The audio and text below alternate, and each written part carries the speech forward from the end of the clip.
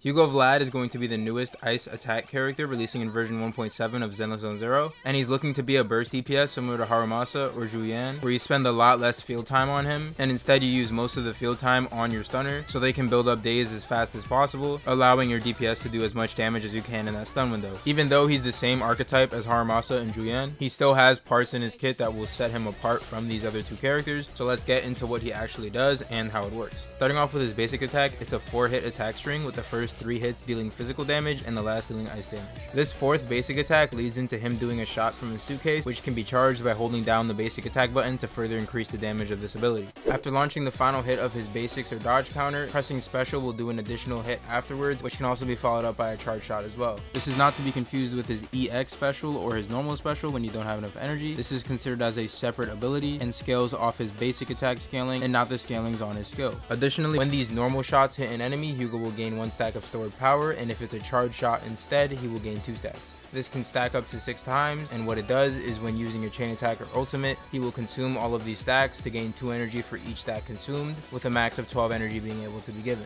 So his charge shots are pretty nice as they let him get more energy for his EX special. However, because these basics aren't a very large portion of his damage, and to use them you'd be taking time away from your stunner that could be building up days instead, I don't recommend going out of your way to use these basics, and his charge shots that give him energy can be used after some of his other abilities as well, so you're not reliant on using these basics to get the charge attacks either. Additionally, when an enemy is hit by a heavy attack, which would be an attack that would trigger a chain attack like your special or your EX special, your charge attacks, your ultimates, etc., while Vlad is off field, he will do an Aftershock attack to the enemy, which can be triggered once every 5 seconds. Because this can only be triggered once every 5 seconds and the scaling on it isn't very great with a motion value of 142%, these Aftershocks won't be a very big portion of Vlad's total damage. However, because of the fact that he can do Aftershocks, he is able to run the new drive this set that gives up to 16% attack and 12% crit rate after doing 3 Aftershocks, which is a really good amount of stats. So him having this ability is pretty damn nice. Moving on to his dash attack, his dash attack sucks ass as it only deals physical damage and has a very low scaling of 187%. Meanwhile, his dodge counter is actually pretty good because it can be followed up by a charge shot, and when you combine the scalings of his dodge counter with his charge shot afterwards, it has a total motion value of 916%, which is actually a really good scaling for a dodge counter. I wouldn't actually go out of my way to level this ability though, as you're not really going to be doing dash attacks or dodge counters in the first place, since your Vlad will typically just be off field, and when he is on field the enemy is stunned, which means they can't even attack, so what's the point of leveling his dodge counter if you really won't even use it. His EX special has 2 separate versions, one being the base version and one being the charge version, which deals a larger amount of damage.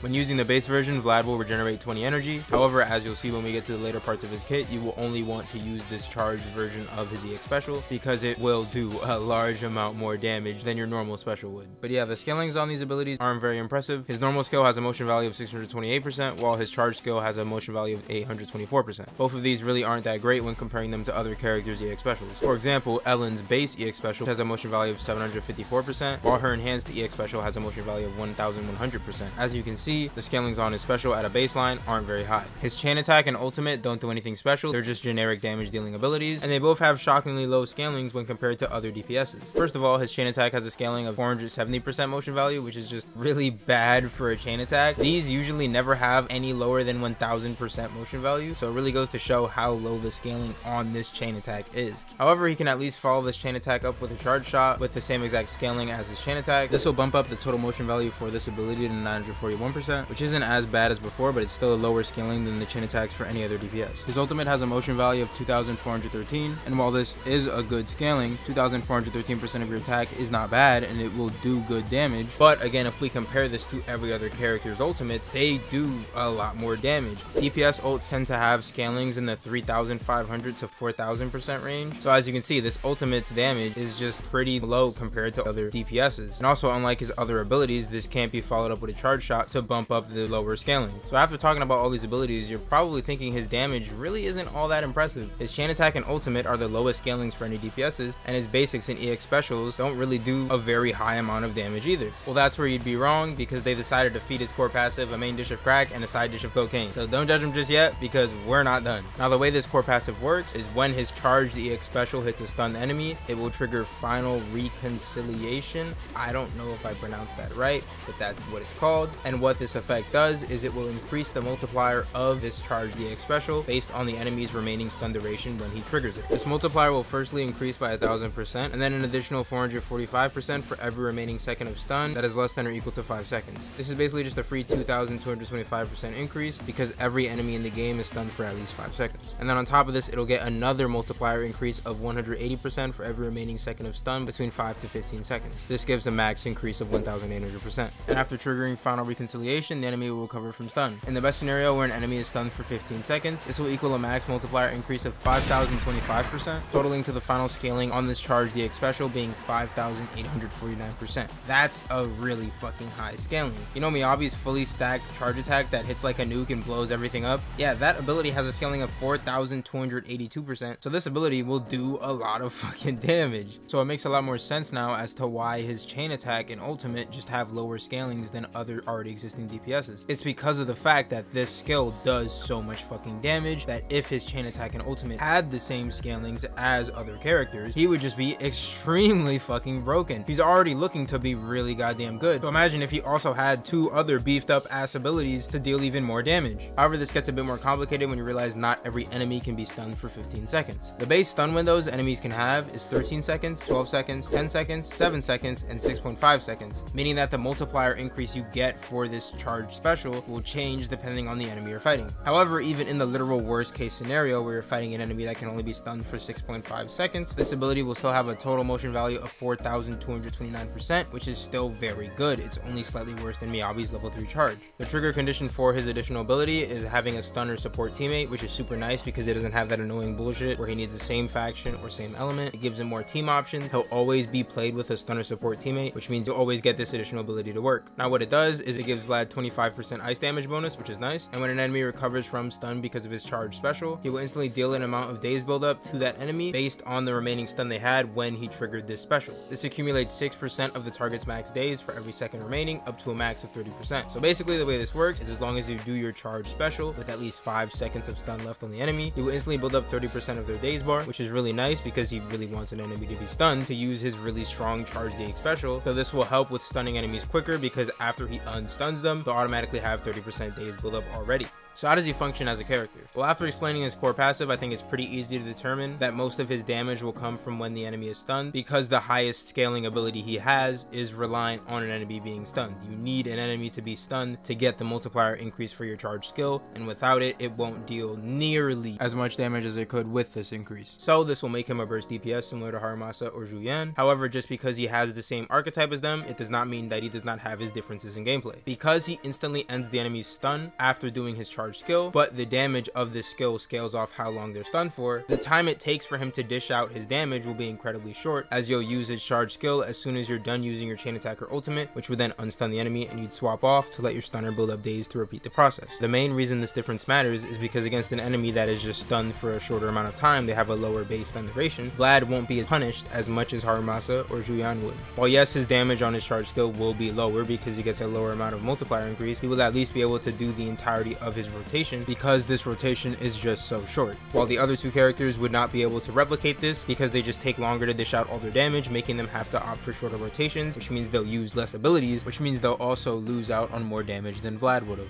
Also, Vlad will just be very simple to play compared to Haramasa. I'm not going to mention Julian because she's honestly pretty easy, but in Haramasa's case, you don't have to perfectly align 30 abilities and write the goddamn Pythagorean theorem to get your optimal rotation. For Vlad, you would simply chain attack, ultimate, charge skill, and that's it. That's literally his rotation. That is how you play Vlad. So I talked about how his kit works. What team options does he have? Well, because his charge skill scales off how long an enemy is stunned, you can probably put 2 and 2 together and realize, well, lighter increases the stun duration, lighter buffs ice damage a fuck ton, and he gives ice res down. So Ladder will be pretty good with him, right? Yeah, he will. Good job.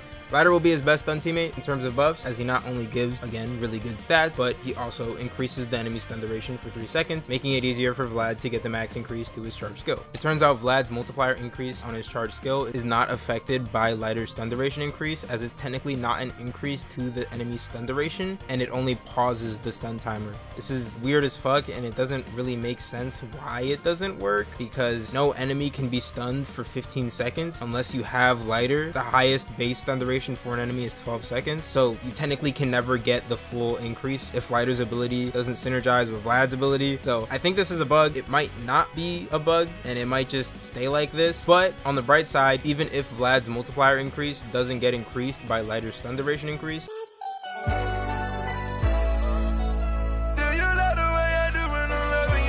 it's still not useless. Because Lighter is still pausing the stun timer for 3 seconds, that means for those 3 seconds, the stun duration isn't going down, which means you're not losing any multiplier increase during those 3 seconds. So this means that if you, for example, ulted, or if you did a chain attack during the gray stun bar, which goes down during those abilities, you won't get cucked at all. So Lighter's stun duration will still help you a lot. If you don't have Lighter, you can still play around his chain attack animation happening during the stun duration going down by just not doing your last chain attack and canceling after your first or second one, depending on how many chain attacks the enemy gives you. So when you activate this chain attack, it's happening during the rainbow stun bar that would get reset after your chain attack ends, and it's not happening during the gray stun bar that doesn't reset after your chain attack and will just get cucked by your animation. This explanation might not have made a lot of sense, so to make it easier, I'll pull up a video of me showing how the stun bar works so you can kind of get what I mean more. So first of all, I'm going to show you a rotation where you do 2 chain attacks back to back. This enemy only gives you 2 chain attacks, and you'll see how a longer chain attack animation can impact how much stun duration you have left when this chain attack is over. We start with Lycon stunning the enemy, of course, and then we go straight into Astra's chain, and then we go straight into Ellen's chain. Now you'll see during Ellen's chain attack, it's a pretty long animation. The stun window, it went down. This is a problem because, well, Vlad also has a chain attack. This will also happen for Vlad if you do your chain attacks this way, which means that when your chain attack is over and you can use your charge skill because you're not in the chain attack animation, you'll just have less stun window left, meaning your chain attack will just do less damage. So this is a pretty big problem. Now, how do we actually play around this problem?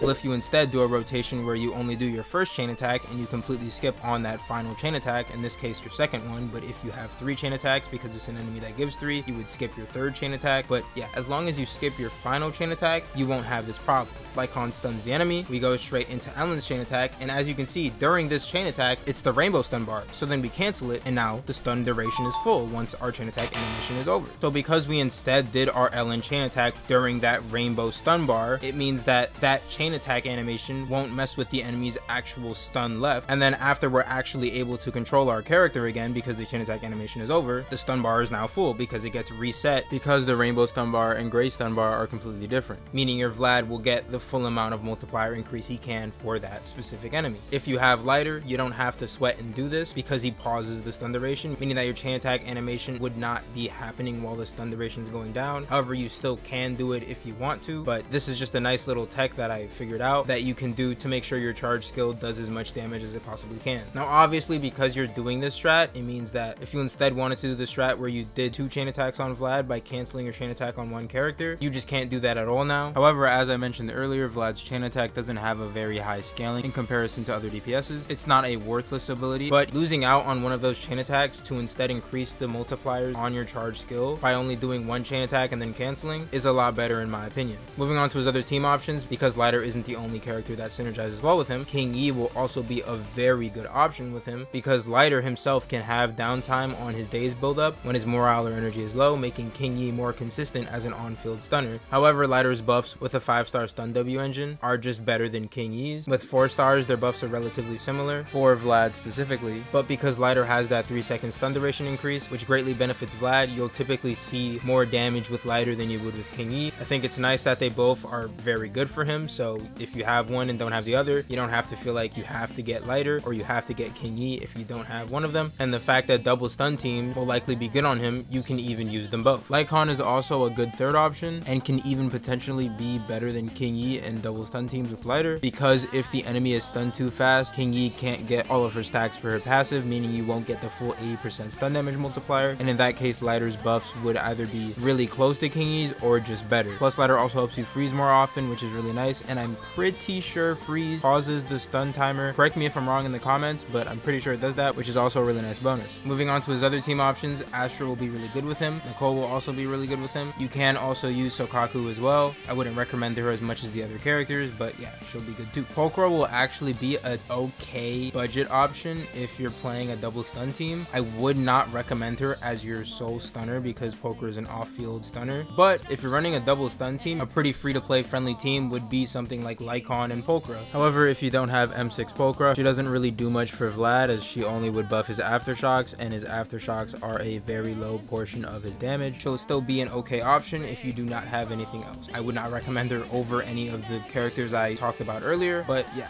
Moving on to his W engine, it has a main stat of 24% crit rate, and what it does is it increases his attack by 25%, and when an EX special, chain attack, or ultimate deal ice damage, the crit damage of that attack is increased by 25% as well. Additionally, when the above attack hits a stunned enemy, the crit damage will also increase by an extra 25%. For Vlad, it's very easy to get the full effect of this weapon because, well, you're using an EX special, chain attack, or ultimate, and you will always be using these when an enemy is stunned, so you'll get the full effect. So you end up getting 50 crit damage and 24 crit rate for free, which equates to 98 CV, and you're also getting 25% attack. I do want to mention though that Ellen's signature weapon is also a very decent option if you can bother to play around the fact that this weapon needs dash attacks to trigger its effect, and when you do, it ends up being not that much worse than a signature. Meanwhile, other 5-star crit statistics will also be very good for him, like Ambi and Evelyn's signature. As for his relic, Shadow Harmony and Hormone Punk will be the two that I can recommend the most. In my opinion, Shadow Harmony will just be better for the majority of players and is just overall easier to use, but Hormone Punk will also be a good option as well. While Woodpecker is a fine generic option, and I would not recommend using Polar Metal at all because he doesn't do basics, he doesn't do dash attacks, so running a set that buffs those is just griefing. And then you can just use any 2-piece that you'd use for any other DPS. You can run 2-piece Woodpecker for crit rate, you can run 2-piece Branch for crit damage, you can run 2-piece Polar Metal for ice damage, and you can run 2-piece Puffer Electro for pen ratio. All of these will be good, and as for which the best one is, it really depends on your team. But generally just use whichever 2-piece has the best substats. Anyways, that pretty much sums up the video. To give my overall thoughts on him, I'm pretty goddamn hyped for this character. I think his core passive is really creative, and how he uses the stun duration to turn it into more damage is a really cool concept. I hope they keep doing interesting stuff like this in the future, and having another burst DPS is also just really nice, as we've only had 2 so far, and I just pulled for King Yi because I wanted to make my Haramasa better, so it's nice that I have another character that can make good use of her as well. I know a lot of people are just gonna call him an Ellen power creep, but at least they have different playstyles, so I can see why someone would choose Ellen over Vlad, because maybe you don't enjoy a burst DPS playstyle and you want to play a more on-field character instead. But meta aside, I will say I'm low-key kind of sad that his optimal playstyle is off-field, because his animations are really cool. He's a